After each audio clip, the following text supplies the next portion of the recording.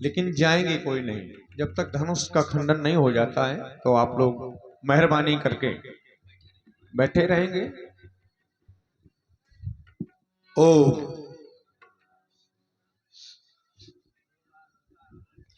ओम नमः शिवाय। ओम नमः शिवाय। ओम नमः शिवाय। ओम त्र्यंबकं यजामहे सुगंधिं पुष्टिवर्धनम् उर्वारुकमिव बन्धनान् मृत्योर्मुक्षीयमामृतात्। जय महाक्रांतकारी महेश, जय महाशक्तिशाली महेश, जय भक्तों के भोले रसाल। अरे बहुत जय कालों के भी महाकाल। फम फम फुफकारे फड़फड़े। जय महाशक्तिशाली महेश। भोलेनाथ, आपका ध्यान अपने अंतःकरण में स्थापित कर मैं परंक पे निशंकता से शयन कर रहा था। अकस्मात मेरे सोलह प्रदेशों में ये घनघोर वज्राघात के समान शब्द सुनाई पड़ा। ये कौन कराए दशानंद सावधान, रावण को सावधान करने वाला कौन माई का लाल पैदा हो गया है? किसने आज इस लंका के शेर को जगाया है? भोलेनाथ, आज ये किसने सोता सिंह जगाया? किसने सोता सिंह जगाया? ये उदित उदयगिर उदयाचल पर किसने ज्वाल प्रज्वलित कर दी? साकार सरस या स्वतः सिंधु लहरों की गति को मैंने जीता जग महाकाल। फिर गान प्रलय का किसने गाया? किसने सोता सिंह जगाया? यदि नहीं ज्ञात होता है तो आज ये अरे सातों दैव प्राण तू क्षण में पाताल खाद बहा दूंगा। ये छलना फैलना सारी दिशाएं कर दूं, महाप्रलय मचा दूंगा। ये धरा धस जाएगी जल में, मणेन्द्र से इसको फाड़ूंगा। अरे ये बाणों की वर्षा अंबर से अमनी आज मिला दूंगा भूतनाथ। ये कैसा परिवर्तन? कौन कह रहा है? सावधान सावधान। रावण सावधान है अपने पराक्रम के बल पर। रावण सावधान है अपने भुजाओं के बल पर। रावण सावधान है अपने नास्त्र और शस्त्रों के बल पर। तो फिर आज ये प्रलय का गीत गाने वाला कौन? भोलेनाथ, आज ये किसने गीत प्रलय के गाए? किसने धधका दी ये ज्वाला? अरे ये रणसागर, ये रणसागर। अरे रणसागर, कौन मत रहा, कौन पी रहा इसका प्याला? क्यों नहीं डगमग डगमग डोल उठी? क्या शेषनाग ने करवट बदली? क्यों डोल उठाए प्रबल प्रभंजन? अरे क्यों धू धू करके गगन जल रहा? बोलो बोलो शंकर बोलो, ये घनघोर गर्जना कैसी? जो आते थे श्री घुमलावे पर, तो फिर आज अर्चन और वंदना कैसी? भूतनाथ, ज्ञात कराओ ये परिवर्तन कैसे?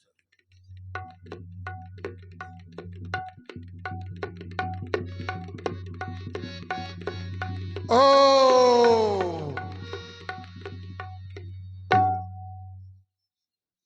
ज्ञात हो गया। मिथिला में राजा जनक के द्वारा अपनी पुत्री सीता का स्वयंवर किया जा रहा है। स्वयंवर, वो भी आधारी स्वयंवर।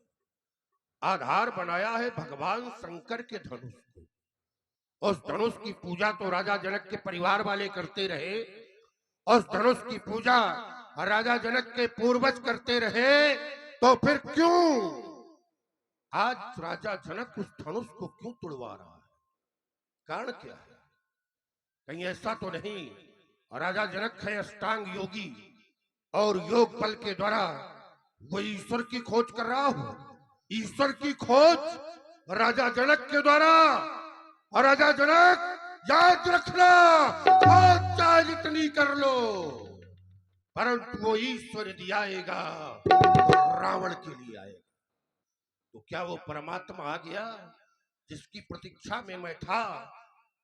यदि वो मिथिला में आया है तो जाऊंगा मिथिला, देखूंगा कैसा वो भगवान है, कैसा वो ईश्वर है। अब तो शक्ल मुझको देखना है सिर्फ उस भगवान की जो रावण के लिए आया है कोई दानव या सूरत है किस इंसान की? कैसा वो दाना है जो लेता खबर नादान की, हर पल आकर छुड़ाता जान है बेजान की। परंतु ये सारा संसार उसे भगवान माने, ईश्वर माने, तो क्या रावण भी उसे भगवान मान ले? क्या रावण भी उसे ईश्वर मान ले? अरे ये सारा संसार उसके नाम का शंख बजाए तो क्या रावण भी उसके नाम का शंख बजाए? ना, मैं शंख बजाने वाला पंडित नहीं हूँ, बस यही मेरा शंख है और यही मेरी आरती है। जब तक रावण है कोई भगवान नहीं। मैं इसी चक्कर में हरदम सोच कर हैरान हूँ, है कोई भगवान या मैं स्वयं ही भगवान हूँ? प्रसेन, हमारे रथ को तैयार करो, हम मिथिला जाएंगे। हर हर महादेव।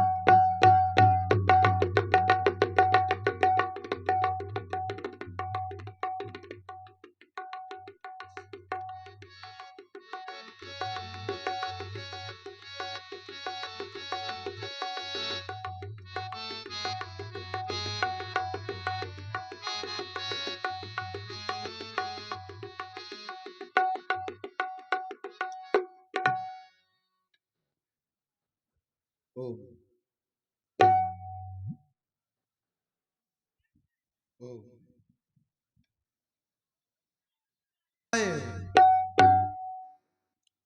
ओम नमः शिवाय। जय जय करुणाकर शिव शंकर, जय त्रिनेत्र गौरांग उमावर, नीलकंठ मृत्युंजय शशिधर, भूतनाथ भगवान महेश्वर, जय मदन अहंकारी योगेश्वर, शूलपाण त्रिपुरारी शक्तिधर, लिपटे अंगलित व्याल भयंकर, जय पार्वती पति हर हर हर हर महादेव। भोलेनाथ आपके ध्यान में मग्न था, अचानक मेरा हृदय विचलित क्यों हो गया? ये मेदिनी की भड़कती हुई पिपासा अचानक शांत क्यों हो गई? ये पवन का प्रबल वेग आज झंझा सा प्रारूप धारण क्यों कर रहा है? भगवान शंकर, कहीं आपने त्रिनेत्र उघार कर इस सृष्टि का संहार करने के लिए वो तांडव नृत्य करने की तो नहीं ठान ली? ये कैसा घोर कठोर शब्द मेरे सुनों में आता है? हिल रही मेदिनी क्या कारण, क्यों आसमान चकराता है? क्या प्रलय नील है उमड़ पड़ा, या संध संत है उबल उठा? शंकर प्रियंकर तू ढकवा, क्या टिमिक टिमिक का टिमिक उठा, अथवा किसी विशेष यंत्र में स्थित किया जाने वाले किसी बात की पाखंडी का पाप प्रकृति के प्रचुत में प्रवृत्ता प्रवेश कर प्रबल परिवर्तन तो नहीं कर रहा है? कौन कह रहा है बलनंदन सावधान? ये सावधान का शब्द करने वाला कौन पैदा हो गया जो बलनंदन मानस को सावधान करने की जरूरत कर रहा है? ये किसकी बजती रणभेरी, ये किसकी बजती रणभेरी? किसने सीमा पर सैन सजाई, किसे मौत ने घेरी? किसने मेरे शांत संध में ये हलचल आज मचाया है? किसके अत्याचारों ने ये सोता सिंह जगाया है? गुरुदेव बताओ शेखराज, तूफान उठाया आंधी, पत्ते के समडोल उठी, क्यों मेरी अचल समाधि रह रह कर क्यों फड़क रहे? ये बाजू मेरे विशाला धो धो करके धड़क उठी क्यों मम अंतस की ज्वाला? कारण क्या है भोलेनाथ? अचानक मेरा ध्यान भंग क्यों हो गया? ज्ञात कराओ इस अशांति का क्या कारण है? ओम नमः शिवाय। ज्ञात हुआ जन्मे मिथिला में जाकर शक्ति परम पुनीता भाषित होता नवद जनक ने रचे स्वयंवर सीता। मिथिला में परम शक्ति का प्रादुर्भाव हो गया। जो राजा जनक के यहाँ पुत्री रूप में पल रही है उसी का स्वयंवर हो रहा है। तो फिर स्वयंवर तो मांगलिक कार्य है, फिर ये सावधान का शब्द कैसा? क्या वो अत्याचारी अनाचारी रावण वहां पर जाना चाहता है? यदि रावण वहां पर जाएगा तो मनमानी कर दिखलाएगा। वो मिथिला मंद महोत्सव में नाहक के विघ्न मचाएगा। तो सावधान हो लंकापति, विपरीत नहीं चलने दूंगा। अपने जीते जी सिर ध्वज का अपमान नहीं होने दूंगा। राजे हैं त्रिभुवन नाथ वहां, उनका भी सब दर्शन होगा। श्री जनक राजगुरु भाई हैं, उनका भी प्रेम मिलन होगा। लेकिन ये कौन आकाश मार्ग से विचरण करता हुआ कौन जा रहा है? शायद रावण ही मिथिला की ओर जा रहा है। वैष्णव पुलस्त दशानन, ठहर जा, ठहर जा और सावधान होकर मेरे शब्द रूपी वाक्यों को सुनो और गुनो। अगर मिथिला में जा तूने अनुचित कद का डाले तो फिर निश्चित है पड़े मिथिला में गरीब जान के लाले। उठा कंदुक सदस्य, फेंकूंगा तुझे मिथिला से बाहर। करे संग्राम डटकर, तू है ना ऐसा नाहर। खींच कर आकाश से ये धल पे तुझको लाऊंगा। बन के भूखा केहरी क्षण में तुझे खा जाऊंगा। जलाने को तुझे ज्वाला निकलेगी मेरे ये विषैले बाणों से। बच के कहा तू जाएगा विषैले मेरे बाणों से। देवद्रोही तू चल, मैं तुझसे पहले आ रहा हूँ। शीघ्रगामी मानवे हया सभी सजवा रहा हूँ। रावण के प्रथम ही मुझे मिथिला पहुंचना चाहिए। यदि रावण मेरे पहले मिथिला पहुंच गया तो बड़ा अनर्थ हो जाएगा। इसलिए हे उमानाथ ना कर विलंब, पाणे सजाए समर आज। प्रस्थान कर रहा मिथिला को बम विश्वनाथ, बम विश्वनाथ, हर हर महादेव।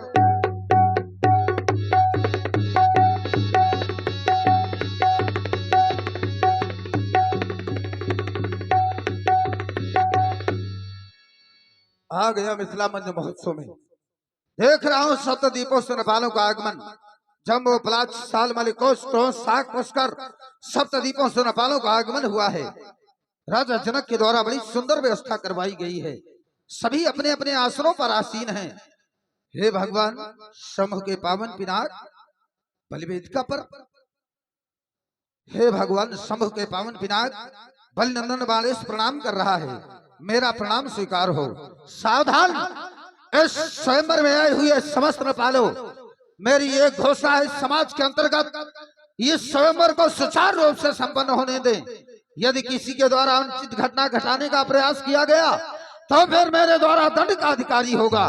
इसलिए सभी लोग शांति से बैठे और स्वयंवर को संपन्न होने दें, यही मेरी घोषणा है।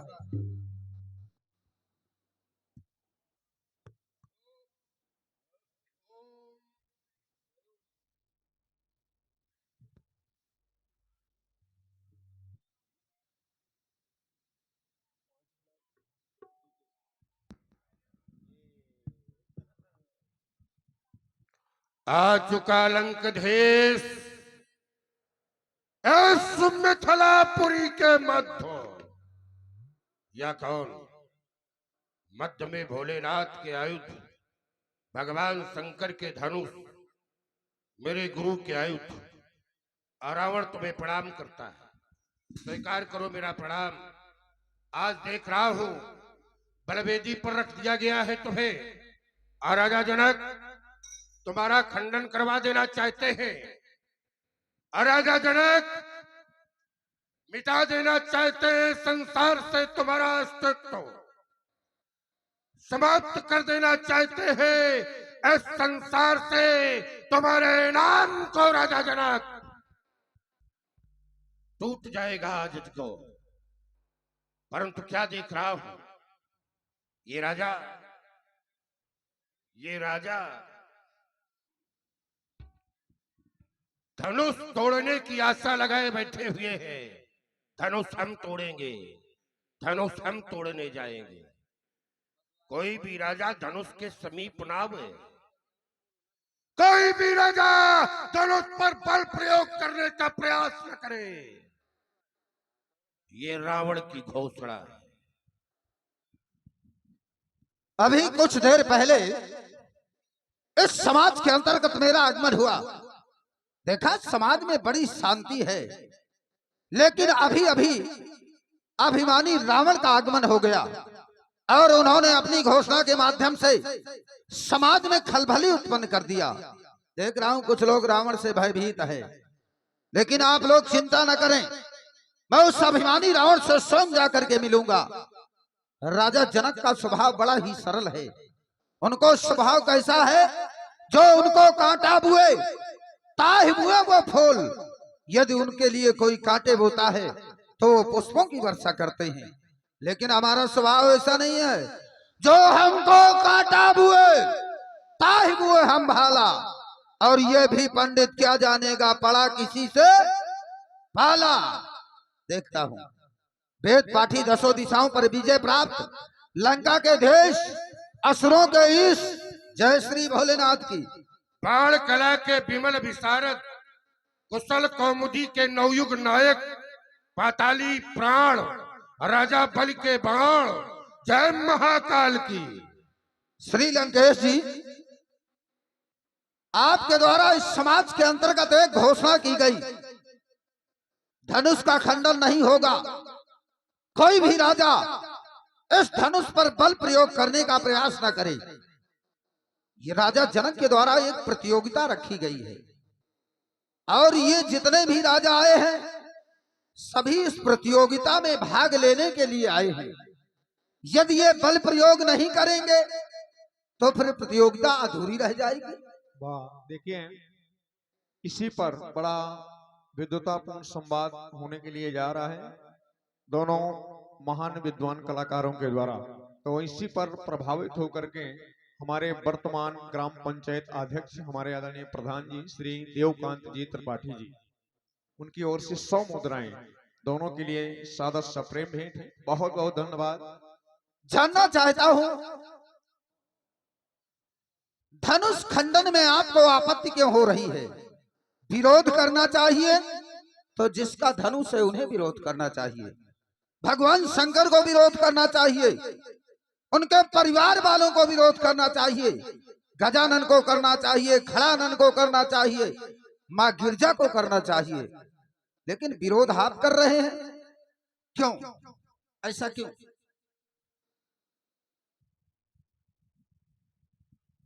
जो हमका काटा बुए ताहि बुए हम भाला। भाई सही कहा है किसी ने, युद्ध क्षेत्रों में क्या कर रहे हो, बिछा रहे हो? और देखिए ये पुरस्कार बहुत पहले और उनकी स्थिति क्या है, असुरों की स्थिति क्या है, उसको देखने के बाद जिसको देखकर सब हार गए तो इन असुरों की क्या स्थिति है, उसको देखने के बाद रहे असुर छल छो नप देखा, अतिन प्रभु प्रगट काल समझे। वो काल के समान देख रहे हो, काल दिखाई दे रहा है। क्या कोई काल से विजय प्राप्त कर सकता है? क्या मृत्यु को कोई जीत सकता है? मृत्यु तो निश्चित है ना, एक दिन आएगी। हाँ, व्यक्ति चाहे तो अपनी उम्र को बढ़ा सकता है और घटा सकता है, ये व्यक्ति में सामर्थ्य है। व्यक्ति चाहे तो अपनी उम्र दीर्घायु कर सकता है, लंबी कर सकता है, परंतु मरेगा एक दिन निश्चित, मृत्यु निश्चित है। तो जब उसको काल के समान देख रहे हैं तो क्या बताओ, कभी काल से कोई जीता है, विजय से जीता है? जब नहीं जीता तो ये लोग भी हार गए, कुटिल नपाल ये भी हार गए। डरे कुटिल, उसको देखकर कुटिल डर गए। और जो डर जाए क्या उसको कभी विजय मिलेगी? जो डर गया समझो मर गया। भाई जो डर रहा है वो क्या विजय प्राप्त करेगा? अब कहते परीक्षार्थी परीक्षा देने के लिए जाता है और उसको परीक्षा न दिलाई जाए। जब ये परीक्षार्थी, ये प्रतिभागी, वैसे परीक्षार्थी और प्रतिभागी में अंतर है। परीक्षार्थी में विजेता घोषित नहीं होता, और प्रतियोगिता में विजेता घोषित होता है। ये परीक्षार्थी की चर्चा नहीं है, प्रतियोगिता की चर्चा है। और प्रतियोगिता में प्रतिभागी भाग लेने आवे और पहले से अपनी हार स्वीकार कर ले, तो क्या उसको अधिकार है प्रतियोगिता में भाग लेने? नहीं है ना। तो जब नहीं है तो क्यों ये ऐसा कह रहे हैं, क्यों यहाँ बैठे हुए हैं? हो गई इस बात का विरोध है मुझे। हो गई बात। व्यास जी ध्यान देना, मैं चर्चा कर रहा हूं चांद की, तो ये मुझे तारों की चर्चा, तारे दिखा रहे हैं। यानी मैं चांद की चर्चा करता हूं तो ये तारों की चर्चा करते हैं। आइए कैसे, ध्यान देना। मैंने जो कहा कि कुछ राजा ऐसे हैं जो कह रहे हैं तोरे धनुष ब्याह अवगाहा, अब बिन तोरे को कुंवर बियाहा। अच्छा, ये कहाँ की चर्चा कर रहे हैं? डरे कुटिल रप, जो असुर है सो छल भेसा, तिन प्रभु प्रकट काल सम देखा। लेकिन ये राजा जो इस तरह बोल रहे हैं ये वो नहीं है, वो नहीं है। बोले और भूप सुन वाणी, जे अविवेक अंध अभिमानी। ये है ये राजा, ये वो है नहीं है कि रहे असुर सलसुन भेसा। वो वाले राजा नहीं है, वो तो पहले से खत्म है। लेकिन यहां पर आइए, यहां क्या चर्चा है? साधु और असाधु, इन्होंने ही कहा कि साधु और असाधु। तो यहां पर जब किसी को देखा गया तो साधु राजा चर्चा करते हैं कि जगत पिता अमुख विचारी, भरी लोचन छवि लेव निहारी। किसी को देखा तो कह रहे हैं कि ये जगत पिता है, इनको देखो, अपने नेत्रों को सफल करो। और सिख हमार सुन परम पुनीता, जगदम्बा जानो जी सीता। हमारी शिक्षा मानो सीता जगदम्बा है, जगत पिता और जगत माता। लेकिन जो दूसरे राजा हैं सब नहीं हार मानी। और भूप मुस्काने, और उन्होंने क्या कहा? क्या कहा कि तोरे हो धनुष ब्याह अवगाहा, बिन तोरे को कुंवर बियाहा।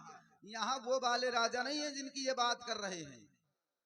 रहे असुल सलसुन भेखा, तिन प्रभु प्रकट काल सम देखा।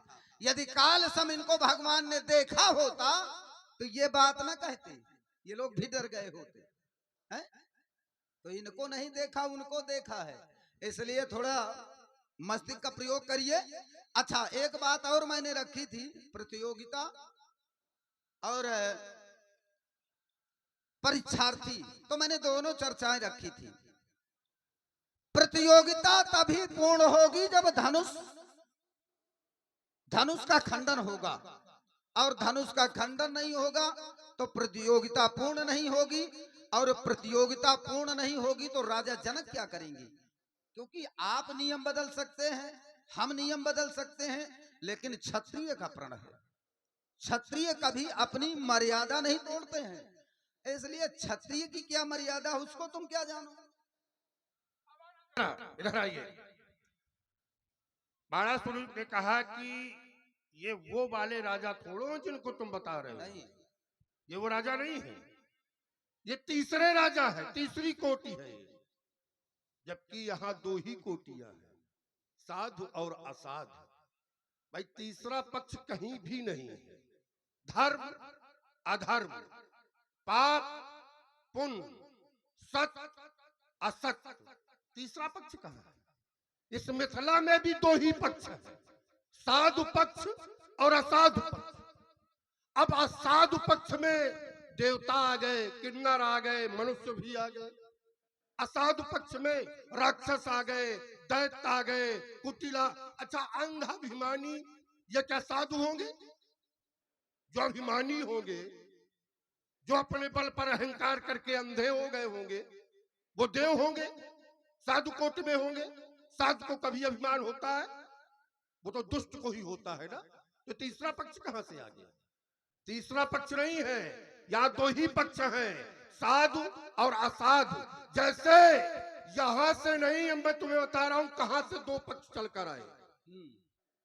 दो ही पक्ष संसार में है, तीसरा पक्ष नहीं है, दो पक्ष। ब्रह्मा जी ने भी जब इस सृष्टि को बनाया तो दो ही पक्ष रखे। विधि प्रपंच गुण अवगुण साना, गुण और अवगुण को मिला करके इस सृष्टि को बनाया। तो जब ब्रह्मा जी ने दो पक्ष रखे हैं तो तीसरा पक्ष कहां से आ गया? तो यहाँ दो ही पक्ष हैं, एक धर्म का पक्ष है, एक अधर्म का पक्ष है, एक साधु का पक्ष है, एक असाधु का पक्ष है। परंतु जितने भी पक्ष हैं उन सबने उसको स्वीकार किया। कहते धनुष तोड़े, धनुष तोड़े। अच्छा एक बात बताओ, यहाँ श्रेष्ठता सिद्ध करने के लिए ही तो धनुष तोड़वाया जा रहा है। भाई जो श्रेष्ठ होगा वही धनुष को तोड़ेगा, वही विजेता होगा श्रेष्ठता सिद्ध करने के लिए। और यहाँ श्रेष्ठता सिद्ध हो चुकी है भाई, सबने उसको स्वीकार कर लिया है और सब इस बात को मान रहे हैं। जबरदस्ती की बात रुको, देखो बीच में नहीं, बीच में नहीं, समय को देखते हुए शांत रहा करो, सुना करो। ये जो सुनाना जाना करो तो सुना भी करो जो सुना रहे हैं। सुनो भाई, यहाँ इस समाज में जो कोई भी है निश्चय हो चुका है कि धनुष उसी के द्वारा टूटेगा। ये निश्चय हो चुका है, बिल्कुल निश्चय हो चुका है, सबने निश्चय कर लिया है। अस्त प्रतीत सबके उर्माही और अमुक चाप टोरब सक, कोई संदेह ही नहीं, सक नहीं, सबके, किसी एक के नहीं। अस्त प्रतीत ऐसा विश्वास, और विश्वास कौन है? भवानी शंकरौ वंदे श्रद्धा विश्वास। भगवान शंकर विश्वास के स्वरूप है। तो साधारण नहीं, यहाँ के राजाओं ने भी और यहाँ के निवासियों ने भी सबने भगवान शंकर को साक्षी मानकर ये निश्चय कर लिया है कि उसके द्वारा ही धनुष टूटेगा। तो जब निश्चय है, श्रेष्ठता सिद्ध हो चुकी है, तो फिर ये राजा क्यों? वाह, बहुत सुंदर। देखिए बहुत कम शब्दों में इनके जितने भी प्रश्न आए सारी बातों का उत्तर थोड़े में। आइए, इन्होंने कहा कि साधु और असाधु, सुर और असुर। तो असुर कौन होते हैं? जो अभिमानी होते हैं, जो अहंकारी होते हैं। अच्छा, तो ऐसे लोग असुर होते हैं। जबकि यहां से एक प्रमाण आया है, हर्ष विषाद ज्ञान अज्ञाना जीव धर्म अहिमित अभिमाना। ये जीवों का धर्म है। देखो बिना मतलब नहीं, बिना मतलब नहीं। अब ये बताओ, रुको, बीच में न बोलो। यहाँ तीसरा कोई पक्ष हो तो अरे बताओ। बीच में अब क्यों बोल रहे हैं आप? भाई दो पक्ष तो है। आपने मुझको रोक दिया था, मैं रुक गया था। तीसरा पक्ष अब बताओ सुनिए ना। ना, तीसरा पक्ष बताऊंगा। तीसरा पक्ष यहाँ से कोई हो? तीसरा पक्ष तुम जबरदस्ती बनाए बैठे हो। रुको रुको रुको, कहा कि वह साधु राजा, नहीं, वो दुष्ट राजा। अरे रुको भाई, पहले बात तो सुनो। अब काहे बीच में बोल रहे हो? पहले पूरी बात सुनो। पक्ष बनाओ। नहीं, बात तो यही है ना, तीसरा थोड़ा सा देव तो बस चिंगारी तीसरा पक्ष बनाओ जो तुमने तीसरा रखा। पहले तुम्हारी बातों पर तो चिंतन कर लो कि कितना भेजा रखते हो। चिंतन ही करते रहोगे, चिंतन ही करते रहोगे। तुम तो कभी चिंतन करते नहीं हो। नहीं, सुनो, चिंतन करने वाले व्यक्ति अच्छे होते हैं। तुम हमारे जिसने चिंतन नहीं किया, तुम हमारे विषय में चिंतन करते रहोगे। हमारे हम करते रहना चिंतन। बात यह है कि हमारी बातों पर तुम्हारा विवेक ही नहीं काम करेगा चिंतन करने का। मतलब की चर्चा करते हो भाई। भाई पक्ष जब दो है तो तीसरा कहाँ से आ गया? चिंगारी क्यों उठ गई? भाई तीसरा पक्ष कहाँ से आ गया? तीसरा पक्ष सिद्ध करो। तीसरे पक्ष की चक्कर में पड़े। रुको, काहे ना चक्कर में? अरे भाई तुम्ही ने तो कहा था सुनोगे, हाँ तो सुनाओ। कहा तो सुनो ना, शांत होके सुनो। तीसरा पक्ष शांत होके सुनो। आइए, तीसरा इन्होंने चर्चा नहीं गलत नहीं। अब इससे ये लग रहा है कि ये फंस चुके हैं, इसलिए ये परेशान। भाषा मैं नहीं, तुम पूरी तरह से फंसे हो। तीसरा पक्ष सुनो, पहले पूरी बात सुनो। तीसरा पक्ष मैं बताऊंगा, सब कुछ बताऊंगा, तुम्हारी ही बातों पर चर्चा करूंगा। बहुत शोर मचा देना अच्छी बात नहीं। देखो, फिर बोल दिया सार्थक। अरे सार्थक चर्चा होगी, सार्थक। आइए, इन्होंने कहा कि जो अभिमानी होते हैं वो ही असुर होते हैं, यही बात रखी है। अच्छा ये बताइए कि जो अभिमानी है वो असुर है।